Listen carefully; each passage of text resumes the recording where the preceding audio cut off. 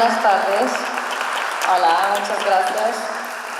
Yo soy Mariana y vengo de Portugal para estar aquí por la primera vez en Guatemala con vosotros. Es un honor enorme y un privilegio compartir esta tarde con vosotros. Bueno, les voy a contar un poquito de algunas historias que ojalá sean inspiradoras, por lo menos a mí me inspiran para seguirnos adelante.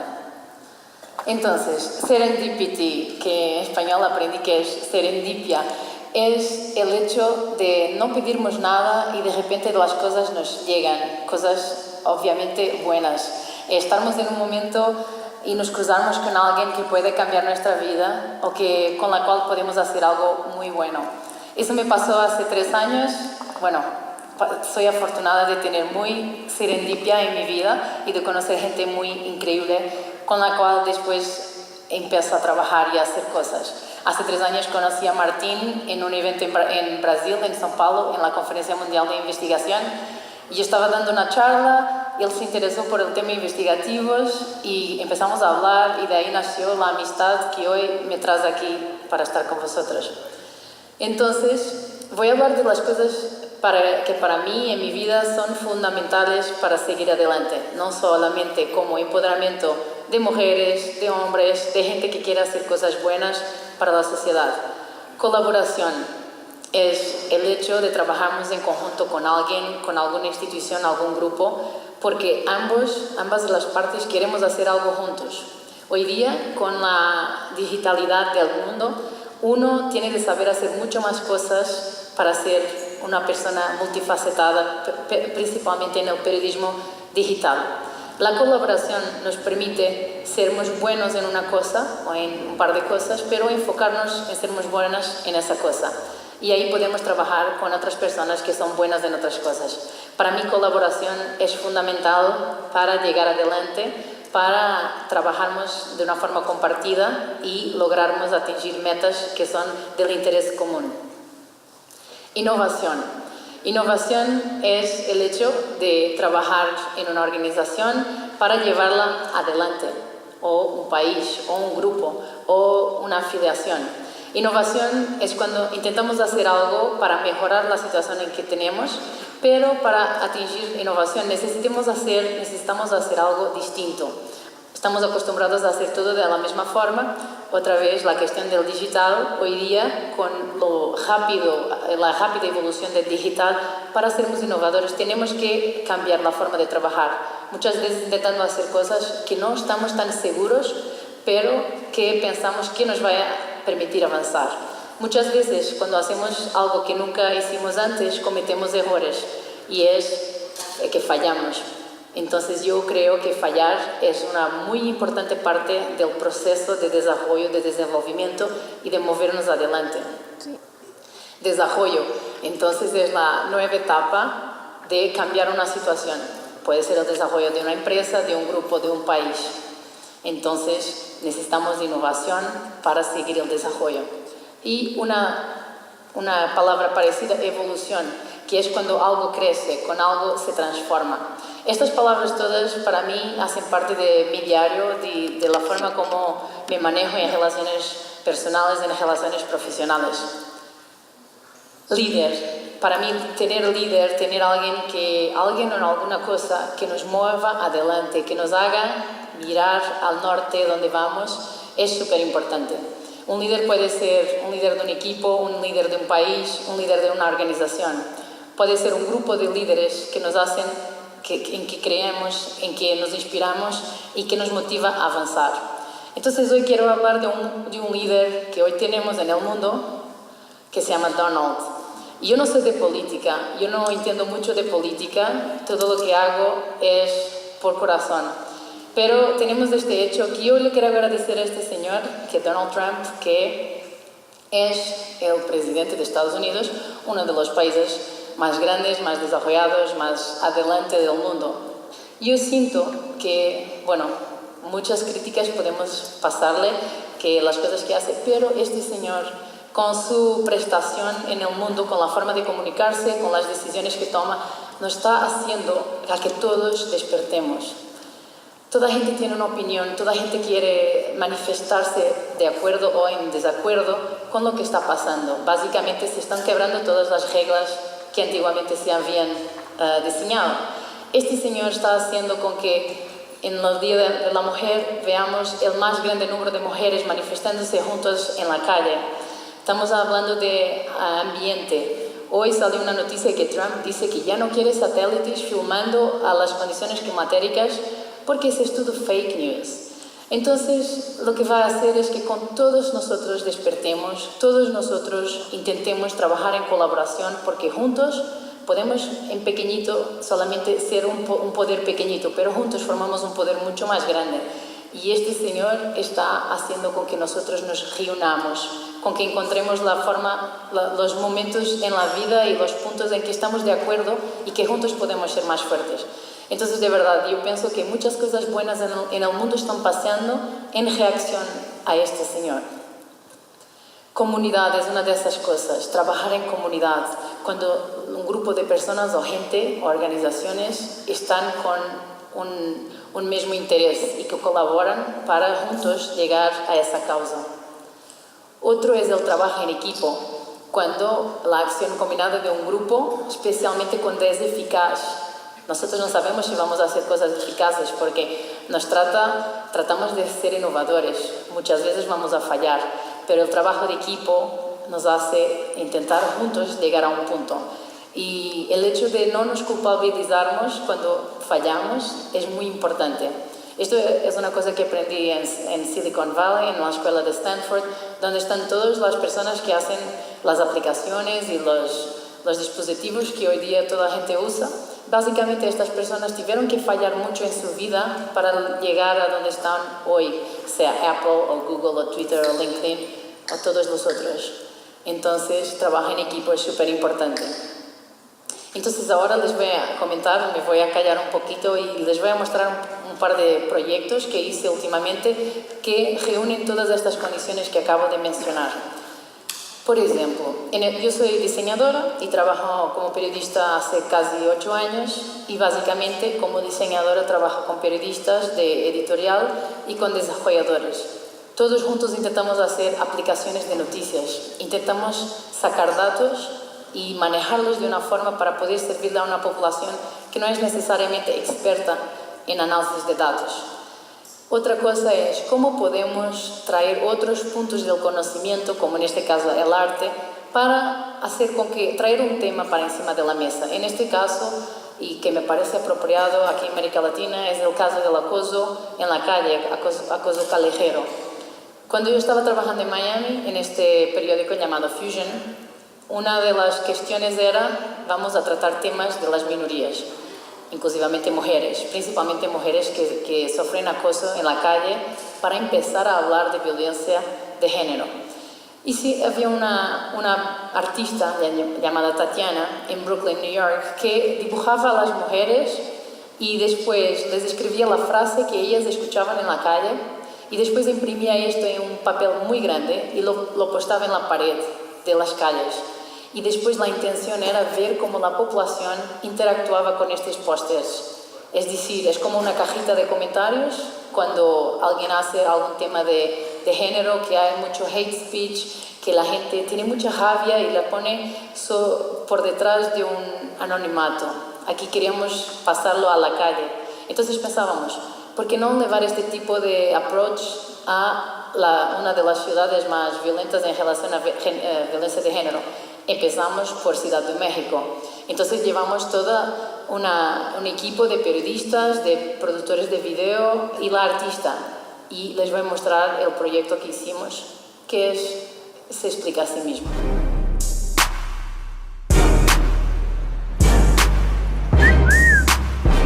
If you're walking down the street and someone makes a comment about you, about, say, your legs, I want those legs around me. You know what I mean? If you're just walking down the street and someone says to you, I bet I feel good in your mouth, you're not just gonna walk away from that feeling like happy and cheery. It makes you look at yourself in a different way.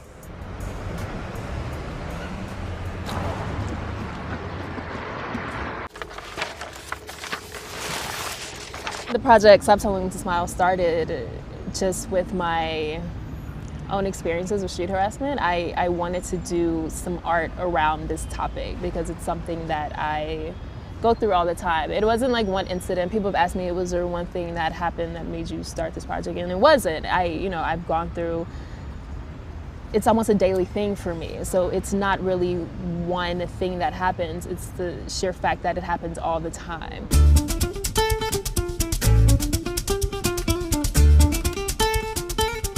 This is my first city outside of the country, and it was the same idea. I wanted to come here. I wanted to find out, what do women who live in Mexico City go through? What are their experiences? What are their stories? How is what they experience different from what I experience? How can I reflect those differences in these pieces? Even if you're sitting down, men try to invade your personal space by getting up really close to you. So I am a painter mostly. I'm an illustrator. I live in Brooklyn, New York, and a couple years ago I started a street art project. Explicar el proceso de conversación para saber cómo está el tema. Después ella las dibujaba, hacía fotos, dibujaba y después pasaba del papel al impreso. Esto fue un trabajo muy antropológico de descubrimiento qué siente una mujer en Ciudad de México y cómo podemos intentar traer este tema para encima de la mesa y públicamente hablarlo y comentarlo y ver cómo reaccionan las personas. Entonces, por varias calles en Ciudad de México se ponen los pósters con las mujeres ayudando y después sí observaba la interacción que había entre la población y los pósteres. O sea, es una cajita de comentarios que en vez de escribir uno puede dibujar, uno puede manifestar su opinión. Y fueron muchas las cosas escritas en los pósteres que reaccionaban muy agresivamente contra este tipo de facto de hablarnos que existe acoso. Hoy ya no vas a pararme, ya basta de su violencia. Siento pena por ti. Yo soy dueña de mi cuerpo. No sé si le diría algo, solo me gustaría que pensara en su madre o en su hermana o en cualquier mujer de su familia. ¿No te tengo miedo? Pues que qué poco valor civil. ¿Qué te pasa, pendejo? Porque me amo y me respeto, no te permito que me trates así. Desde las mamás a su madre, ¿no? ¿Quién te da derecho a hostigarme? No me importa lo que quieras decir de mi cuerpo. Creo que nadie tiene derecho a decirte eso. Respétame. Tu verga no me sirve para nada. Eso fue para mí una cosa fuerte. Tengo derecho a caminar segura, no te permito que me violente. No estés jodiendo, no me molestes. Cada vez que me lo dices y cada vez que me ves así, soy tu hija, soy tu mamá, soy tu hermana. Bueno, esto fue una forma de, llamando el proyecto STWTS, significa Stop Telling Women to Smile. Invitamos a la gente a que pudiera enviar sus propias manifestaciones. ¿Qué te dicen las personas en la calle? También entrevistamos hombres. ¿Qué dirías tú a un acosador? Etcétera. Entonces, intentar atraer esta conversación para encima también del digital. Esto fue un proyecto muy, muy fuerte porque la gente muchas veces no sabe que hay acoso y por qué no hablar de la belleza de una mujer de la forma que uno quiere. O sea, muchas veces estos problemas existen y como hablaba antes, por falta de educación, por falta de saber que está mal. Entonces, son formas de intentar involucrar a esta sociedad y a esta clase etaria que se llaman los millennials en esta conversación para que el tema se debata, para que se entienda que no está correcto. Adelante. Hablar de otro proyecto. Cuando estaba en Fusion, y esto fue en 2015, bueno, fue cuando la crisis de refugiados ya había empezado, pero en ese verano de 2015 ha tenido un aumento muy grande del número de refugiados muertos en el Mediterráneo. Yo, como mujer periodista, que me muevo en las redes y que viajo porque ando cambiando de periódico, conocí mucha gente que yo pienso que son muy capaces y que son sensibles al tema y que yo entendía que querían de alguna forma contribuir. Entonces hice un pitch durante la noche al CEO de mi periódico y dice, mira, la situación en Europa está increíblemente mala. Nosotros como periodistas tenemos que hacer algo para esto. Tenemos que juntarnos en comunidad e intentar ayudar.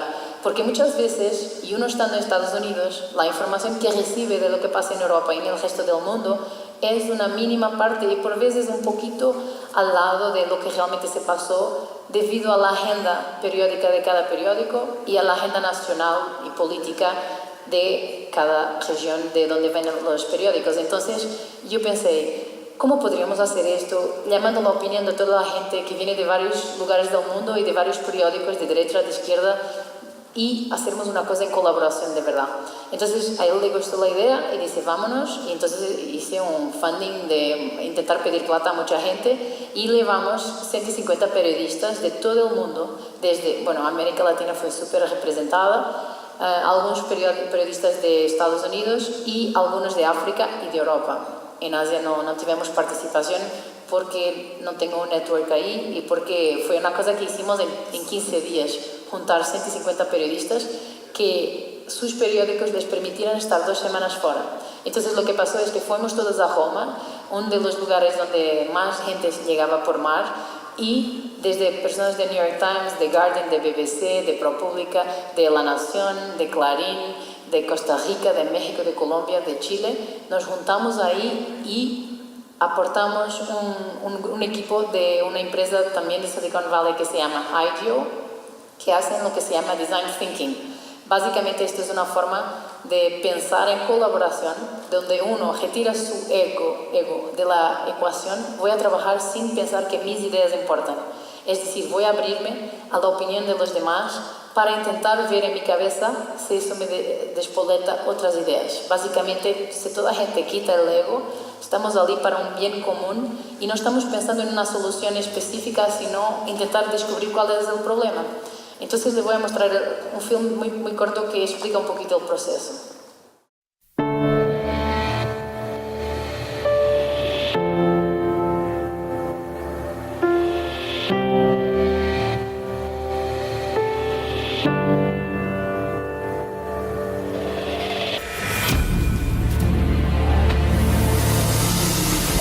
The media have an incredibly important role to play in explaining the refugee crisis to the general public and in helping to press governments to do the right thing and live up to their responsibilities.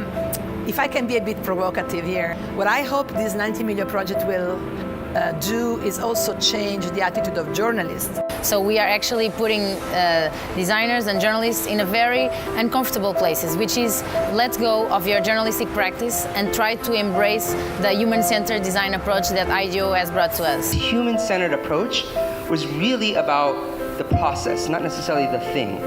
We're really good at doing certain things. To do something that's different is really scary.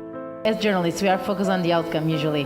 What's the piece, what's the story, how it's going to look like, how can we let go of that? Not being a journalist sometimes is what you need for changing how you tell a story. Very often I see a strong interest on the audience, of course the impact and metrics, not so much a focus on the subjects. Journalists and designers and developers had a great exposure to people who are working on the ground. So that's the main thing. It's a kind of information and knowledge sharing. We can walk away from this and say, we learned how to say, I don't know. We learned to say that the story is not over. We learned how to include other people as part of the conversations because we were willing to say, I don't know. Una parte muy grande de este proyecto fue la oportunidad de irnos al centro de refugiados, entrevistar a los refugiados, saber qué problemas han tenido durante su percurso, porque muchas veces nosotros pensamos que el problema está en el país donde salen o durante el cruce del océano o cuando llegan. Entonces descubrimos muchas cosas y este proyecto generó muchas colaboraciones, inclusivamente un equipo de este equipo de colaboración se formó para ir a Canadá, porque Canadá se quiere ver como el país más incluyente de diversidad y entonces nosotros fuimos parte de ese proceso de conocimiento y discusión en comunidad. Pasando a otro proyecto, cuando terminó el momento de trabajar en fusión, yo y mi equipo quisiéramos seguir trabajando en un equipo diversificado y trabajando para una audiencia bastante diversificada. Fuimos todos como voluntarios a los Juegos Olímpicos en Brasil, donde estuvimos a cargo de toda la infografía y animación que se produjo para los Juegos Olímpicos y para los Juegos Paralímpicos. Luego en el inicio, mal empezó el campeonato, un poquito antes, un par de semanas, estábamos todos en preparativos. El diseñador del logo y del concepto, Fred Jelly, nos invitó a los directores de contenidos y preguntó: tengo un desafío para vosotros. Es que normalmente los medios y la gente en el mundo se interesa por los Juegos Olímpicos, pero pasado 2 semanas empiezan los Juegos Paralímpicos, que son de igual importancia, la gente ha entrenado lo mismo o más, pero no hay interés porque tienen menos capacidad. Bueno, eso es lo que se entiende, pero en realidad estas personas tienen increíbles poderes. Y entonces yo con mi equipo y otro equipo que conocemos en Brasil decidimos hacer un proyecto en colaboración de cómo podemos contar la historia de los atletas paralímpicos y qué es ser un atleta paralímpico. Una vez más, fuimos a intentar innovar sin saber si el resultado final sería bueno, pero estábamos dispuestos a intentar todo. En 2 semanas hicimos un proyecto interactivo de donde queríamos hacer una narrativa inmersiva. Con esto quiero decir cómo es que nosotros como lectores, usuarios, podemos entrar dentro de los zapatos de un atleta paralímpico y entender qué es ser un atleta paralímpico. Esto se llama empatía y últimamente es lo que un periodista procura con su historia, crear empatía con su lector. Entonces usamos realidad virtual, en este caso film 360 grados, de donde íbamos a intentar dar la perspectiva del atleta paralímpico cuando estaba en competencia. Filmamos esto 2 semanas antes de los Juegos empezarem, fomos a filmar sus entrenamientos. Muchos de los atletas que reportamos eran ciegos. ¿Cómo puede uno dar la visión que es ser un atleta ciego? Sería una pantalla negra. Entonces, demos un paso al lado e intentamos mostrar. Vou les enseñar qué fue el proyecto. A emoção continua. Venham assistir aos Jogos Paralímpicos e conhecer nossos heróis da vida e do esporte.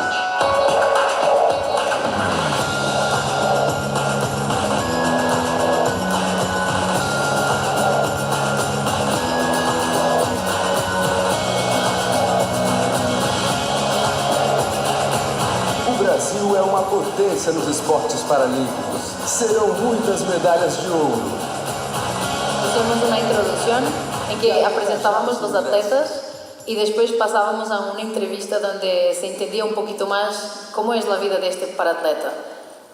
Y encontramos historias increíbles. Y les voy a enseñar solamente una para que entiendan. Así, cuando estábamos filmando fue toda gente llorando porque las historias son muy fuertes. Eu sou do judô paralímpico.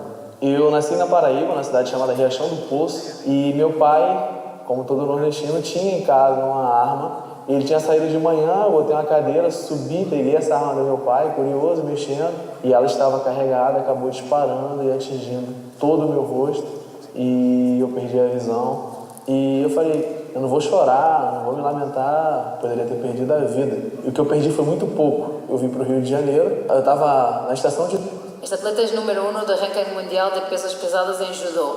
Y después fuimos con él a verlo a entrenar. Y es para enseñarles que la tecnología nos permite también contar historias de una forma en que uno se inmerge dentro de la vida de otro. Y aquí un detallito, hay un chico aquí sentado que es el chico que tiene la cámara, solo para que puedan ver cómo lo hicimos. Se puede ver un poquito de la cámara y él se mezcló con los demás atletas para que no se notara. Y últimamente este es el último proyecto que les vengo a presentar, que se llama Chicas Poderosas. Chicas Poderosas es un movimiento que yo empecé cuando salí de Guardian, donde éramos muy pocas mujeres a trabajar en tecnología, y tuve la suerte de ganar una beca para ir a América Latina. Empecé a trabajar con mujeres en salas de redacciones, con periodistas independientes, para podermos hacer este tipo de historias que acabo de enseñar, que es decir, saber lo poder de la tecnología, lo poder del diseño y de la narrativa juntos, cómo podemos llegar más lejos en la contación de historias.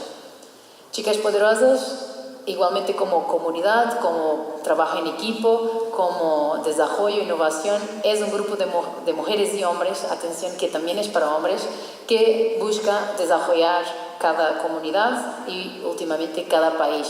Obviamente cuando reporteamos y contamos historias y mostramos los factos de una forma que uno puede ver por sí mismo, la sociedad avanza.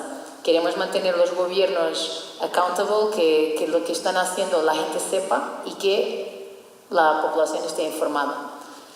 Entonces, una pequeña muestra de lo que es Chicas Poderosas.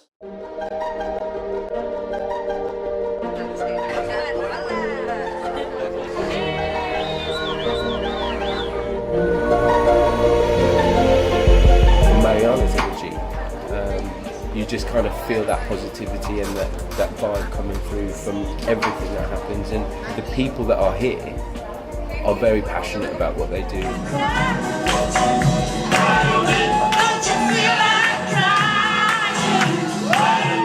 I felt great.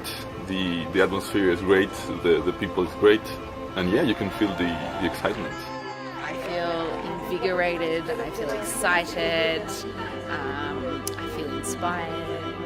We've got a number of interesting projects going on. Exotic animal Sex trafficking digital projects. Schools in Guatemala. Gender violence mapping. Bodies of water in Rio de Janeiro. Gabriel Garcia Marquez, character mapping.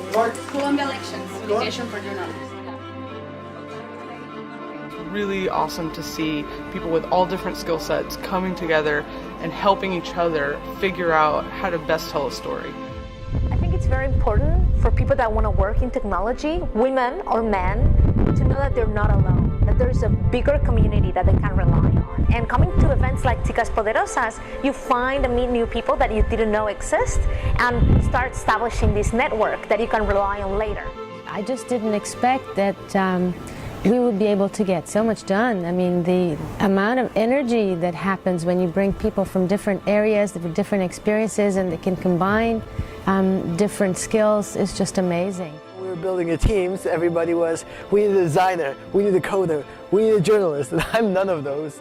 Just think that there are many other people like you, and that you together can build something amazing.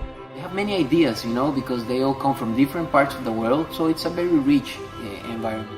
Just good journalism. And that's what we're trying to do, whether it's on a device or a pen and paper or a microphone. We want to do good journalism. Fail fast, eventually succeed soon. And when she talks about failing fast and succeeding soon, it puts me in mind of the fact that every single project that we work on gives us this chance to iterate. So I want to talk about iteration. What should I be focusing on? What tool should I be learning?